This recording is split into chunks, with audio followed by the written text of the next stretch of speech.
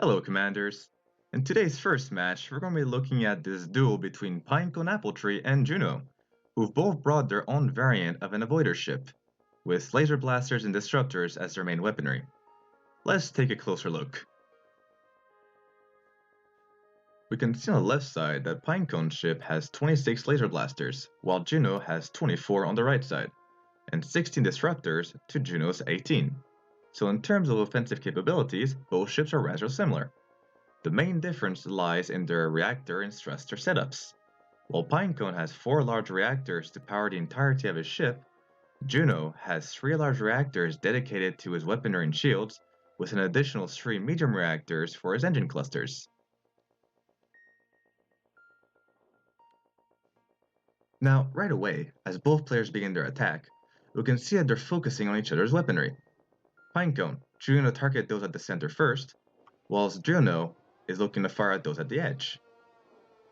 And as they're doing so, both players are trying to angle their ships as best they can, trying to mitigate the incoming damage by spreading it across the entire front of their ships. And it looks like Pinecone is having more success, as he has lost some weapons on the edge of the ship, but it is nothing compared to the gaping hole at the center of Juno's. Pine is now putting some distance between the two of them in order to give his shields time to recharge, with the added benefit of forcing Juno to have to catch up.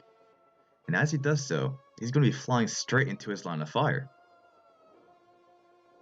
And here he gives Pine the perfect firing solution, and his center reactor gets destroyed, exposing all of his inner components to direct fire. Looks like both players are still targeting each other's weaponry, but with more than a third of his firepower gone, Juno is at a severe disadvantage. Especially since it looks like that medium reactor is on fire. Yep, and that's the only thing holding that ship together. And as I say that, some stray shots hit it, and the ship gets split in half. If this wasn't already a difficult fight, it certainly is now, as Juno is not only going to have to pilot one, but two separate ships, and Pinecone is focusing down one of the two halves, still targeting those weapons in order to render it defenseless. However, Juno is making the smart play here, trying to get his second half to fire the rear of Pinecone's ship, damaging some thrusters and trying to get some shots on that control room. But whilst he's doing that, Pine is still pummeling that first half, having almost removed all the remaining weapons on it. And here, Juno slams that second half into the asteroid just as Pine is spinning around, allowing him to shift his attention to it.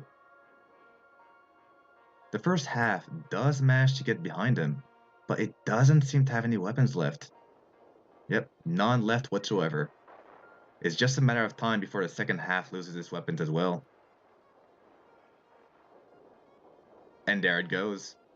With no means of inflicting damage, Juno self-destructs the first half and forfeits with the second, granting Pinecone the victory.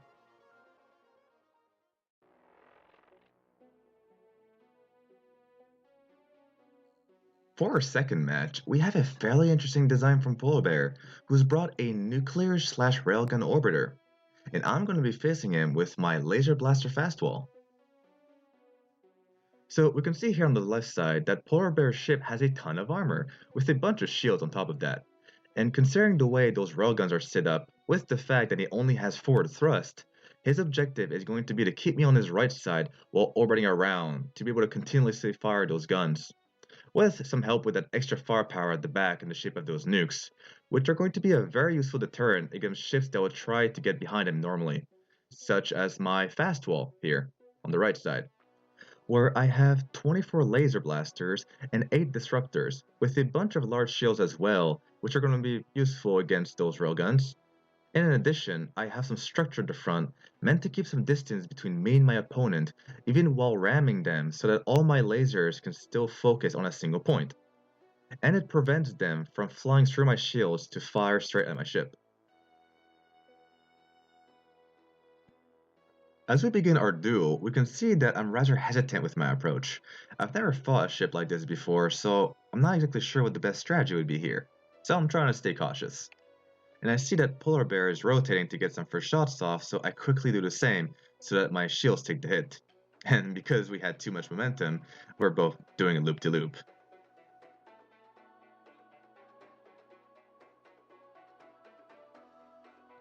At this point, I figured that I could try and bait Polar into firing his nukes, so I'm now gaining some speed to try and get behind him.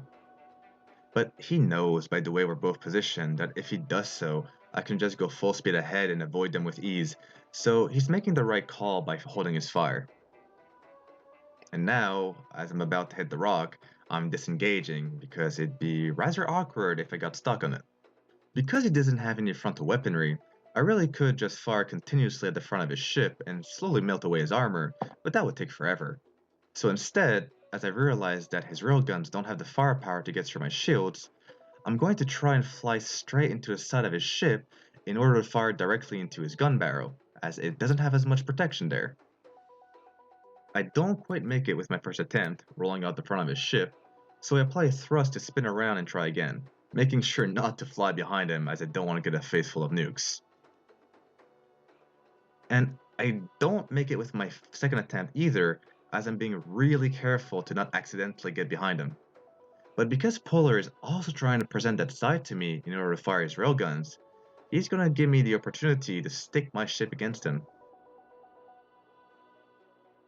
And Polar now finds himself stuck in a ramlock as I have far more thrust than he does, meaning that he has no way of disengaging. At this point, sadly, it's just a matter of time until my blasters chew through his railguns and then his command centers.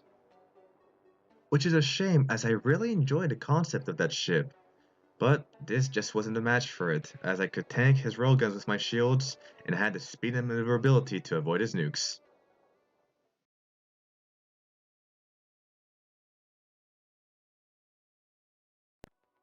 Having crippled his ship, I'm now going to leave Polar Bear behind and make my way out of the red zone as fast as possible, as every tick I spend out here, my ship is taking damage.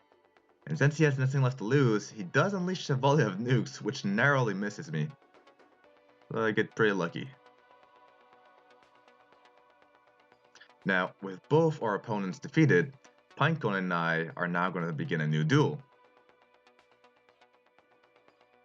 From what I can see, Pinecone's ship has lost half of its firepower, so theoretically, I should have an advantage here.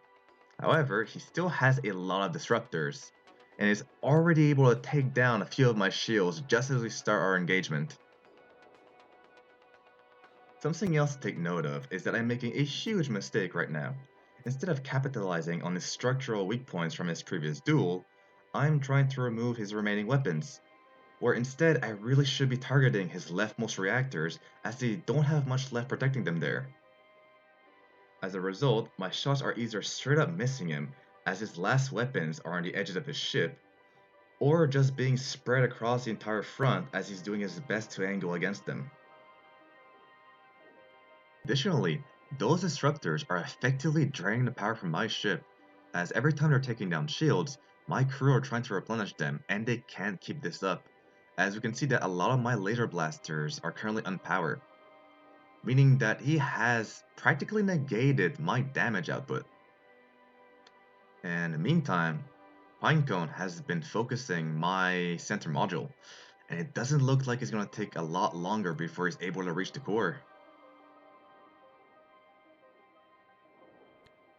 He's definitely done a good job throughout this fight at mitigating the damage he's been taking, while maximizing the effectiveness of his output. And there goes my reactor, he finally manages to blow it up. At this point there really isn't much that I could do, as he also destroys another reactor. It's just a matter of time until it cleans up the pieces. This goes to show that even when starting with a disadvantage, proper piloting and targeting will go a long way towards achieving victory. Well played, Pinecone.